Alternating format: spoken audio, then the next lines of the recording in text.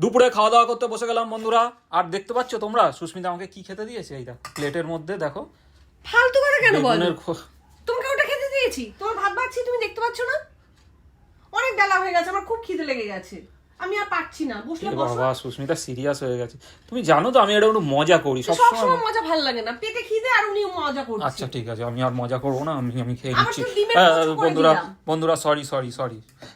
এই দেখো আমাদের আজকে হচ্ছে ডিমের পোচ, ডিম সেদ্ধ। ডিমের পোচ তোমার, আমার নয়। ও সুস্মিতার ডিমের পোচ নেই, ডিম সেদ্ধ আর বেগুন পোড়া আর আলু ভাতে ভাত। ও আজকে সুপার খাওয়া হচ্ছে। আর আবার ছেলের ভাতটা- খাওয়া হয়ে গেছে, আবার ছেলে ভাতটা ওদিকে গরম কম্বল চাপা করলাম। দিয়ে শুয়েও রয়েছে। আজকে বিভৎস একটা ঠান্ডা পড়েছে। আর ভাতটাও গরম করলাম তো আমি, ভাতটাও আবার দ্বিতীয়বার গরম করতে হলো। ঠান্ডাই হয়ে গেছে, অল্প একটু ভাত ঠান্ডা হয়ে গেছে। আমার একটু ঘি দাও।